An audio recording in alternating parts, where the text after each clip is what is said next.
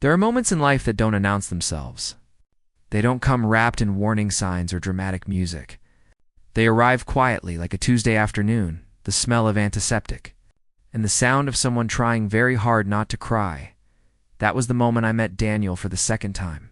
The first time I'd met him was at our company's new hire orientation 8 months earlier. He'd walked in late, his dark curls slightly damp from the rain, a coffee in each hand, one for himself. One apparently for a stranger he'd seen standing outside the door. He'd handed it to someone he'd never met before, sitting down, not even making eye contact. Like it was the most natural thing in the world, too. Offer kindness to a stranger. I'd noticed that. Then I'd spent the next 8 months actively trying not to notice anything else about him. My name is Eli. Elijah Santos. If my mother was feeling formal, I was 29, a graphic designer at a mid-sized marketing agency in Chicago, and I was very good at minding my business. I had built an entire life around minding my business. I went to work. I came home. I painted on weekends. I called my sister on Sundays. I did not fall into emotional entanglements. I did not let people get too close. And I absolutely did not spend time staring across an open-plan office at a man with ink-stained fingers and a laugh that seemed to fill the entire room. Except, apparently I did. Daniel Reyes was a copywriter. He was 31, Puerto Rican. Was passionate about vintage baseball cards and bad disaster movies and completely, utterly unconscious of how magnetic he was. He told jokes in meetings that made the room lighter. He left encouraging post-it notes on colleagues' monitors when he noticed they were stressed. He remembered everyone's coffee orders. He was relentlessly, almost aggressively good, and it terrified me because I had a rule. A very sensible, very self-protective rule. Don't fall for people at work. Don't fall for straight men. Don't fall for anyone who could shatter the carefully constructed piece you've built for yourself. Daniel Reyes ticked 2 out of 3 of those boxes, and I wasn't entirely sure about the third one, which made him the most dangerous person in my professional life. So I kept my distance, politely. Professionally, I smiled at me. I contributed to conversations when he was nearby. I did not, under any circumstances, allow myself to linger, and it was working. It was absolutely working. Right up until the Tuesday afternoon, he came back from a client lunch with his right hand wrapped in a makeshift bandage made from a napkin. His face, a very specific shade of pale that told me he was operating on stubbornness alone. And our office manager looked up and said, "Oh no, Daniel, Eli, you're near the first aid kit. Can you help him?" And that was that. He'd tripped on a wet staircase outside the restaurant. His instinct, because he was Daniel, had been to protect his phone and his portfolio folder first, so when he fell, his right hand had taken the full impact against the concrete edge of a step. He hadn't broken anything, as it turned out, but he'd badly sprained 2 fingers and torn the skin across his palm in a long, ugly gash that looked significantly worse than it was. None of that stopped him from being embarrassed about it. "I'm fine," he said. When I guided him toward the small first aid room near the supply closet, "It looks worse than it is. You're dripping on the carpet," I said. He looked down. "Oh, sorry. Don't apologize to the carpet," he laughed. That laughed, and I focused very hard on the first aid kit. I had some medical training from years ago. A summer spent volunteering at a youth camp where knowing how to clean and dress a wound was practically a job requirement. My hands were steady. I was steady. I could do this. I cleaned the wound carefully. He hissed once, but didn't pull away. I wrapped his fingers in a proper brace, dressed the cut on his palm with gauze and tape, and talked him through it in the calm, a methodical way I talked myself through things when I needed to stay focused. "You should see a doctor about the fingers," I said. "Probably not broken, but worth an X-ray." He was watching me work. I could feel it, the weight of his attention, close and quiet. "You're good at this, camp counselor," I said. "Kids are chaos. You worked with kids?" "For 3 summers. Before design school." I smoothed the last piece of tape down and sat back. Dunny looked at his hand. Then he looked at me. His eyes were dark brown, warm in a way that made me feel seen, in a way I wasn't comfortable with. "Thank you, Eli," he said. And it was just my name, just 2 syllables. But something about the way he said it, like he was paying attention to it, like my name was worth paying attention to, did something to my chest that I immediately filed under problems for later.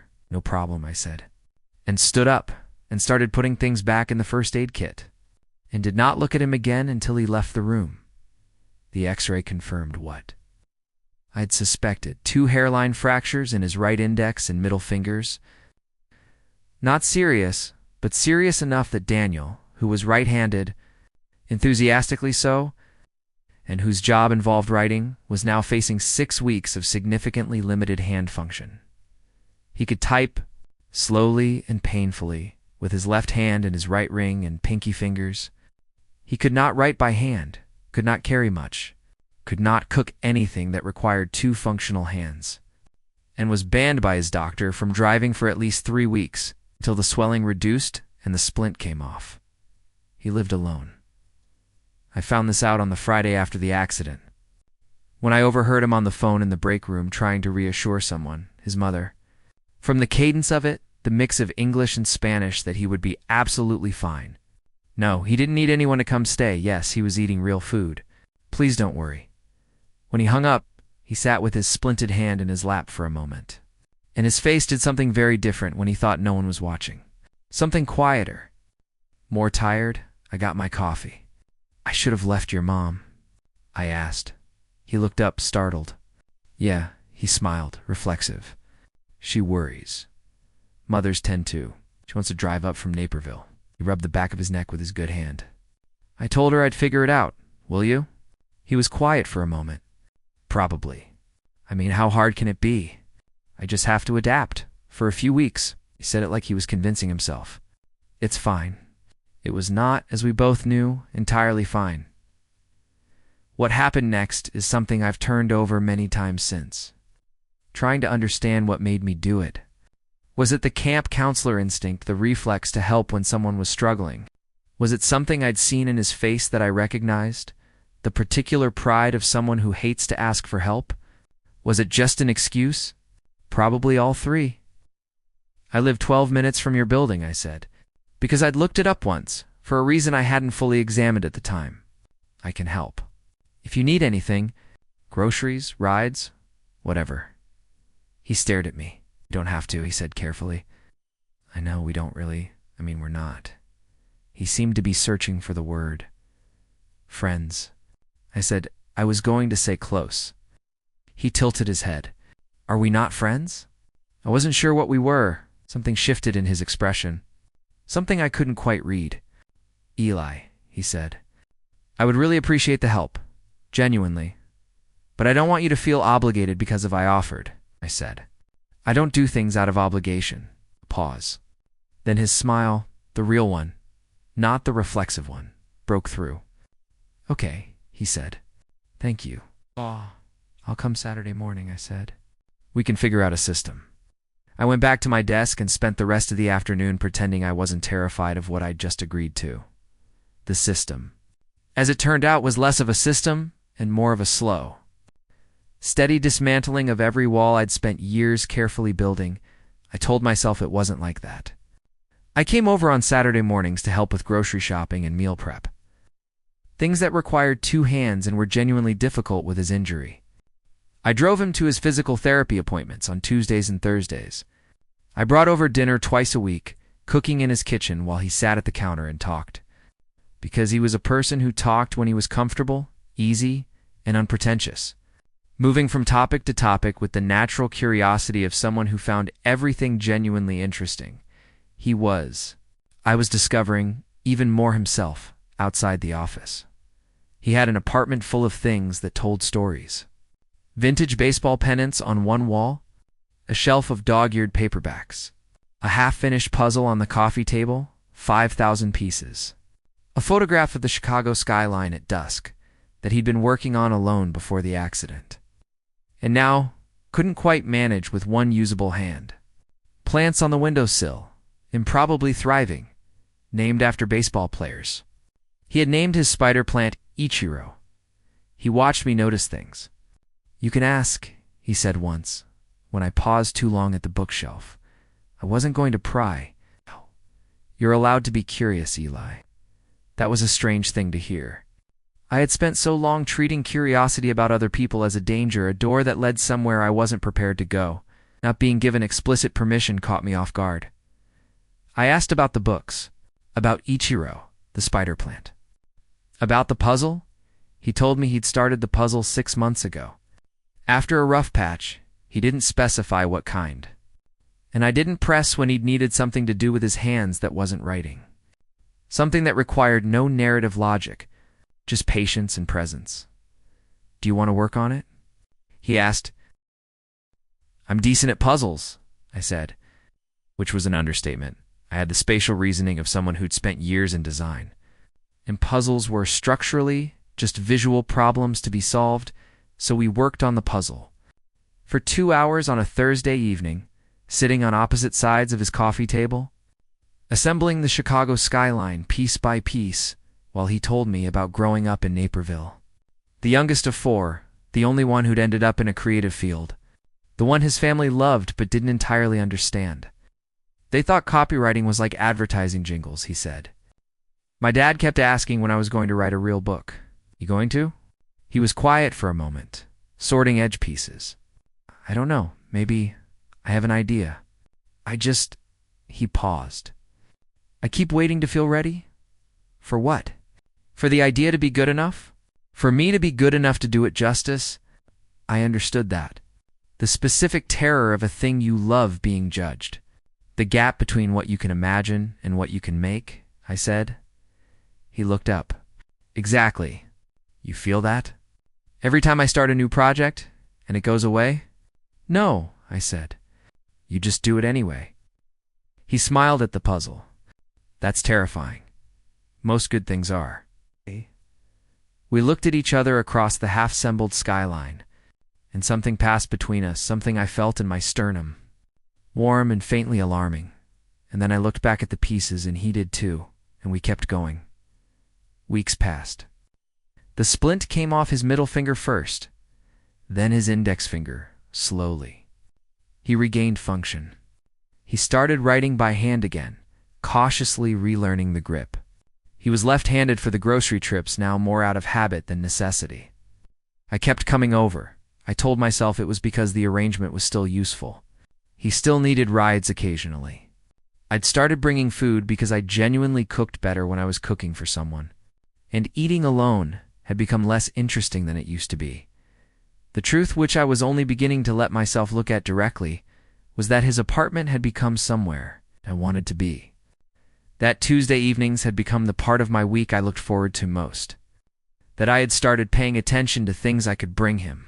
A paperback by an author I thought he'd like. A bag of the specific coffee he'd mentioned running out of. A small cactus from the farmer's market, because he'd said once that he wanted one. Kept forgetting to look. His face when I handed him the cactus, he'd named it Griffey. After Ken Griffey Jr. was something I kept returning to. The surprise of it. The warmth. I was admitted to myself on the drive home that night. Completely in love with Daniel Reyes. The realization settled into me not like a thunderclap, but like a long exhale. The feeling of naming something that had always been true. I loved the way his mind worked, curious and generous and quick. I loved his terrible disaster movie opinions, which he held with the passionate conviction usually reserved for actual important beliefs. I loved that he was kind without performance, that his goodness wasn't a strategy but a habit, something as natural to him as breathing. I loved him. And I was almost certainly not going to do anything about it, because there was still the question of what he was, who he was, what he wanted that I hadn't been brave enough to ask. And because even if the answer was one I might have hoped for, there was still the terrifying possibility of losing what we'd built. This thing, whatever it was, I had learned a long time ago that wanting something too much was a reliable way to lose it. So I held what I felt quietly. The way you cup a flame against the wind. I kept showing up on Saturdays and Tuesdays, and I did not say anything. It was the 5th week. A Friday evening in late October. It's the kind that Chicago specializes in, the temperature dropping fast. The sky doing something dark and theatrical, and rain coming in sideways off the lake. I'd texted to say I wouldn't come by that evening, given the weather. He'd texted back 3 dots, and then I made soup. Come anyway. I came anyway. He had made, improbably, genuinely excellent tortilla soup, something his grandmother had taught him, which he'd spent years trying to recreate from memory. His hand was well enough to stir, to chop, to do most things now. He was proud of it in the quiet way. He was proud of things he worked hard at. We ate at his kitchen table while the rain came down against the windows in sheets. The city outside reduced to blurred light and the sound of water. And something about the enclosure of it, the warmth of the kitchen, the soup, the noise of the storm, made everything feel closer than usual. He told me about a piece he was writing, one of the first long-form things he'd attempted since the injury. An essay about his grandfather's immigration from Puerto Rico to Chicago in the 1960s. He talked about it carefully at first, then with more openness, his hands moving as he described scenes he wanted to reconstruct the street his grandfather had first lived on, the diner where he'd gotten his first job, the way he'd described the lake to relatives back home, like a sea that didn't move the way it was supposed to. Said it was the wrong color, Daniel said. The lake. He said the Caribbean was this specific blue-green, and the lake just looked gray. Beautiful, but gray. He spent 40 years here, and he said that every time he saw it, did he miss home? Both things were true, Daniel said. He loved Chicago, and he missed home. He stopped trying to reconcile them, looked at his hands, the healed fingers. I think that's what I want to write about. The way people hold 2 truths at once. I was quiet. Outside, the rain intensified, drumming on the glass. What are you holding? He asked softly, not pushing, just asking, the way he asked things, like there was no wrong answer. I looked at him. He was watching me with that attention, the kind that made me feel like I was the only person in any room. Things I'm not sure I'm allowed to have, I said. It came out before I could stop it. Why wouldn't you be allowed? I don't. I stopped. Started again. I'm good at keeping things from becoming complicated. I've built a whole life around it. Complicated how? I looked at the table, at my soup bowl, at anything that wasn't his face, Eli. His voice was gentle. You can tell me. I don't want to wreck this, I said. Whatever this is, I like it too much to wreck it. A long pause. The rain. The warmth of the kitchen. What if I told you, he said slowly, that I've been trying to figure out how to say the same thing for about 3 weeks?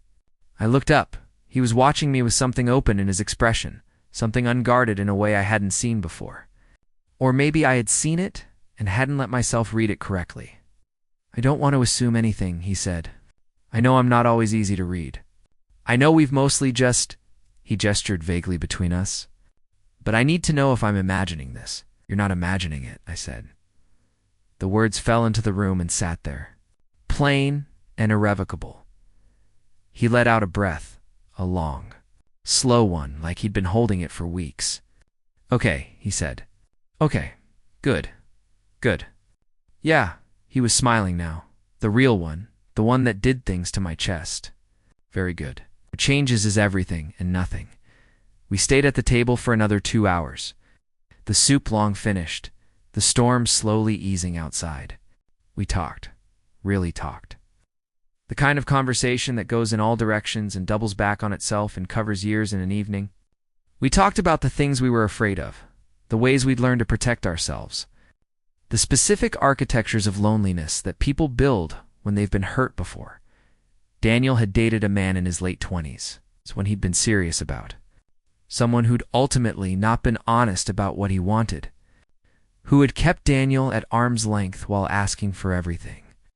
I learned to read it differently after that, he said. When someone won't let you in, I know it doesn't always mean what it feels like. I told him about my ex, a relationship I'd given everything to at 25. That it ended not dramatically but slowly, in the way that hurts more. Both of us becoming strangers while still sharing a home. After that, I got very efficient, I said. I stopped giving things I couldn't afford to lose. He nodded. He understood. And then you walked into that orientation with 2 coffees, I said, and I spent 8 months doing a very convincing job of not caring. He laughed, surprised. 8 months? I told you. I'm efficient, Eli.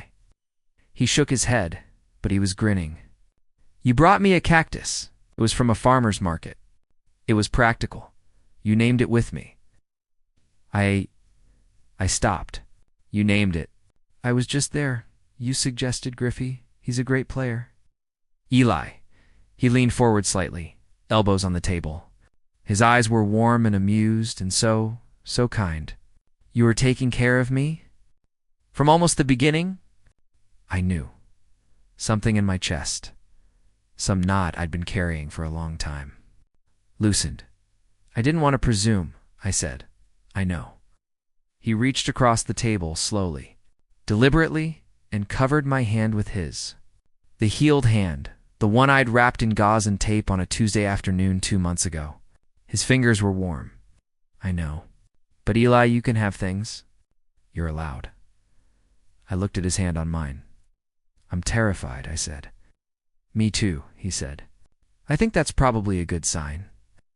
Falling in love, the real kind, is not a single moment.